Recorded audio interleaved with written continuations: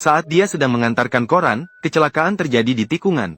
Setelah berjuang untuk bangun, sambil muntah darah, dia terus bekerja membersihkan koran. Meskipun lukanya parah, dia tidak berani istirahat. Dia harus berdandan tebal dan pergi mencari uang di tengah malam. Sejak suaminya yang berutang judi tiba-tiba menghilang pada malam itu, dia harus menanggung beban hidup seluruh keluarga. Setiap hari sebelum matahari terbit, dia harus mengendarai sepeda untuk mengantarkan koran. Malam hari dia juga harus berdandan tebal untuk menjadi pelayan minuman. Saat istirahat, seluruh keluarga harus membuat kerajinan tangan bersama. Hidup dalam kemiskinan dengan berpakaian dan makanan yang sederhana. Setelah ibunya jatuh, kedua saudara harus mengambil alih pekerjaan mengantarkan koran ibu mereka. Setelah kakak pulang, dia harus merawat adiknya. Ditekan oleh adiknya. Akhirnya, emosinya yang tidak puas meledak. Mengapa saya harus melakukan ini? Karena ayah penjudi berutang banyak dalam perjudian. Sehingga setiap hari ada penagih hutang yang keras mengetuk pintu rumah mereka. Untuk pura-pura tidak ada orang di rumah. Seluruh keluarga tidak berani keluar. Namun kemudian mereka bisa makan malam dalam keheningan di tengah teriakan. Mereka sepertinya sudah terbiasa dengan kehidupan seperti ini. Bahkan merasa bahwa hidup seharusnya seperti ini. Namun perkataan penagih hutang hari itu menghancurkan hati ayah. Dia tidak berteriak seperti adiknya, melainkan membuat ayah menunjukkan keberanian seorang pria, agar keluarganya melihat tanggung jawabnya sebagai seorang pria. Kata-katanya membuat ayah merasa malu dan menundukkan kepala. Ini bukan kehidupan yang diinginkannya. Namun dia juga tidak memiliki keberanian untuk menghadapi keluarganya yang terbebani olehnya. Maka setelah berpikir panjang, dia memutuskan untuk melarikan diri. Menghadapi pertanyaan dari istrinya, dia bilang dia pergi membeli sebungkus rokok. Rokok di atas meja masih setengah pak. Meskipun istri menyadari bahwa dia mungkin tidak akan kembali setelah pergi. Namun, dia tidak menghalanginya. Malah, ketika adik bertanya apakah ayah akan kembali, dia tersenyum sambil mengelus kepala adiknya.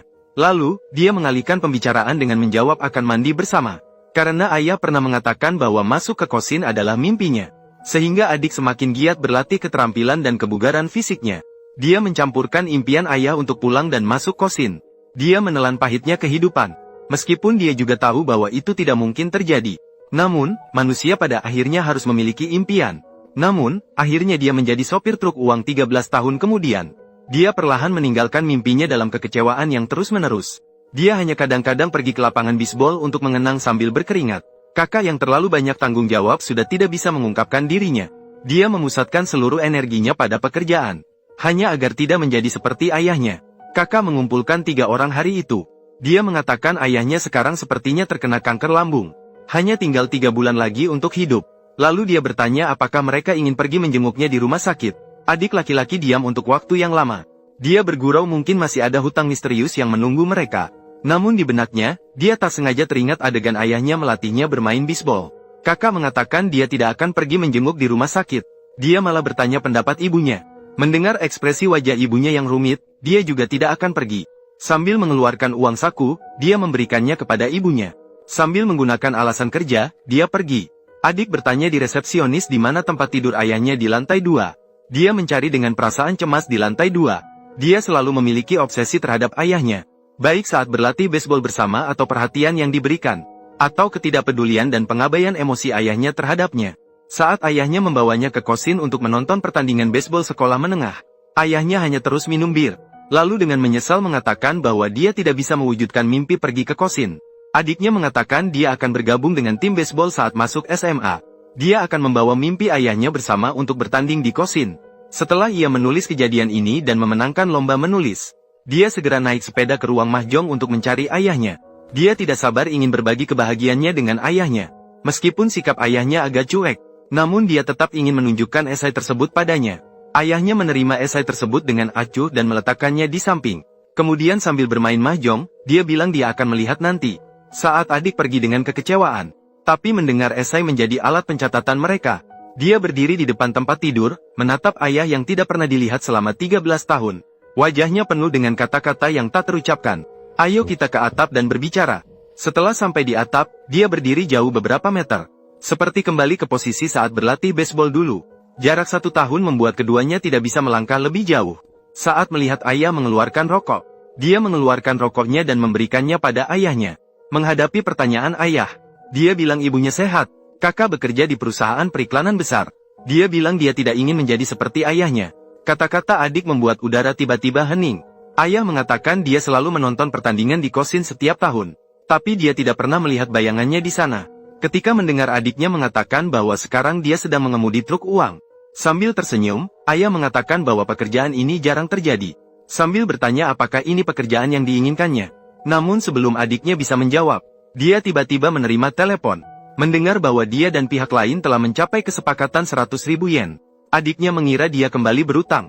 Jadi ketika ayah menggantung telepon dan meminta rokok darinya, dia dengan kesal melemparkan seluruh bungkus rokok kepada ayahnya. Lalu pergi dengan kekecewaan. Pergi ke lapangan baseball untuk melepaskan emosi dengan bermain bola. Beberapa bulan kemudian, suatu hari, saat makan, pacarnya berharap mereka bisa pergi bersama ke rumah sakit untuk melihat ayahnya. Meskipun adiknya dengan tegas menolak usulnya tanpa ragu. Namun akhirnya setuju setelah diminta berkali-kali olehnya. Saat mereka bersama-sama datang ke rumah sakit untuk melihat ayahnya, dia terkejut melihat bahwa ayahnya telah sangat kurus. Saat mereka pergi, ayah berjuang untuk bangkit, mengeluarkan uang saku dan menyelipkannya ke telapak tangan adiknya. Dia tiba-tiba teringat pada 10 juta yang disebutkan ayahnya hari itu. Ternyata itu adalah hadiah pertemuan yang sudah dipersiapkan. Pacarnya berkata senang bisa bertemu dengan ayahnya, sambil mengatakan bahwa dia sudah hamil 3 bulan. Namun wajah adiknya terlihat bingung dan cemas. Dia tidak yakin apakah layak menjadi seorang ayah. Pilihan pengecut ayahnya telah memberikan dampak yang mendalam padanya. Pikiran adiknya terus dipenuhi dengan kehamilan pacarnya. Dia berusaha keras mengayunkan tongkat bisbol di lapangan bisbol. Berusaha menggunakan ini sebagai pelampiasan dan pelarian. Rasa sakit tersembunyi dari masa kecil dan kekurangan urutan kasih sayang. Seperti pembusukan di dalam apel. Perlahan merusak jiwa kita dan memengaruhi kehidupan kita. Ayah akhirnya tidak bisa bertahan dari penderitaan kanker lambung. Upacara pemakamannya sangat dekat dengan yang meninggal dengan nama keluarga yang sama. Sehingga tamu yang datang untuk memberikan belasungkawa salah jalan. Ketika dihadapkan pada pertanyaan mereka, pacarnya sambil menunjukkan lokasi upacara pemakaman lain kepada mereka. Sambil mengeluarkan uang hadiah dan mengembalikannya kepada mereka. Kemudian dia harus malu-malu bertanya kepada setiap orang yang datang. Apakah mereka datang untuk menghadiri upacara pemakaman ayah? Dibandingkan dengan suasana sepi upacara pemakaman ayah.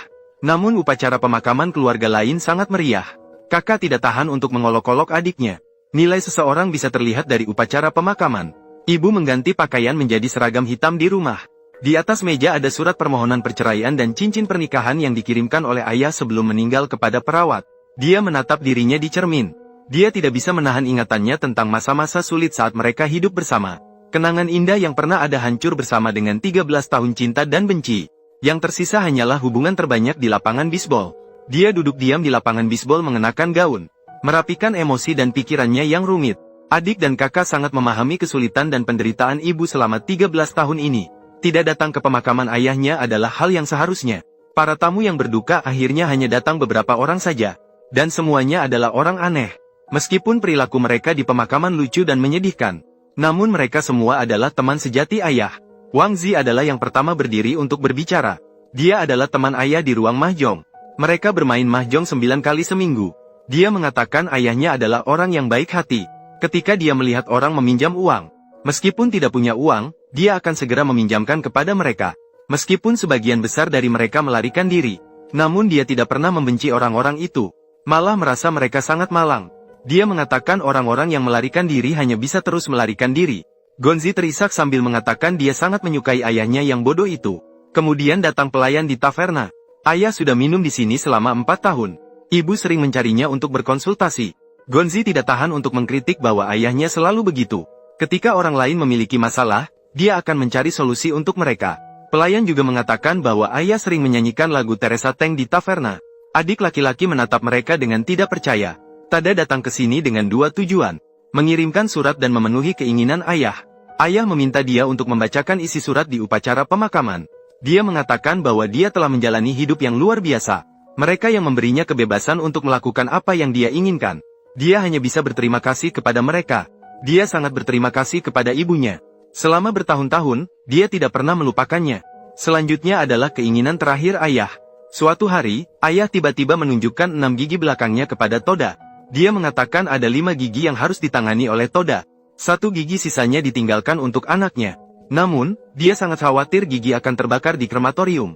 Tada mengeluarkan tang, sambil mengatakan bahwa sekarang bisa dicabut. Okajima segera mendekat untuk menghentikannya. Perilakunya membuat anaknya dan pacarnya merasa bingung dan heran. Orang tua itu adalah bos tempat ayahnya sering bekerja.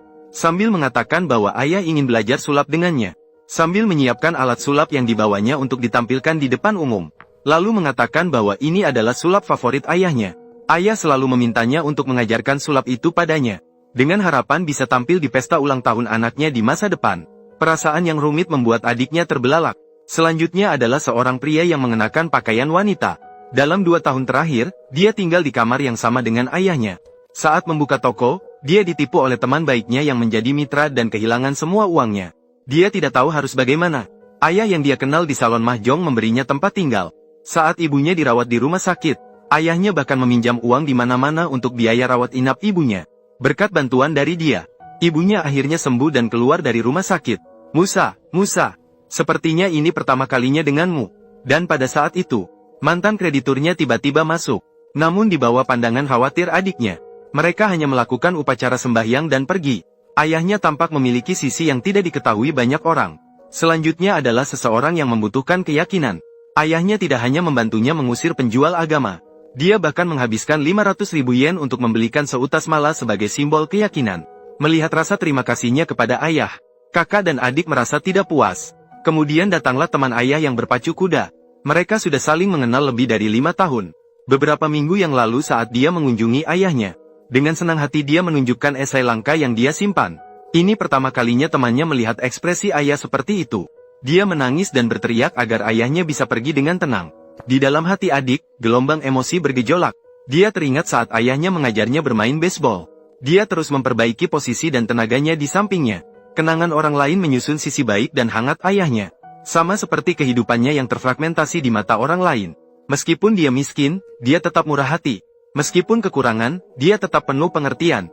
Namun, meskipun dipuji oleh orang lain, juga tidak bisa mengisi kekosongan pahit dan pedih selama 13 tahun bagi keluarganya.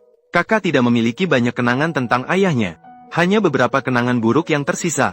Sementara ibunya telah mengalami kesulitan dan penderitaan selama bertahun-tahun, membuatnya sangat membenci ayahnya.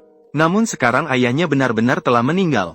Kenangan semua orang juga membuatnya melihat ayahnya dengan sudut pandang yang berbeda. Namun dia tidak bisa mengungkapkan rasa maafnya dengan cara apapun. Dia melemparkan gambar kenangan kepada adiknya dan meninggalkan ruangan.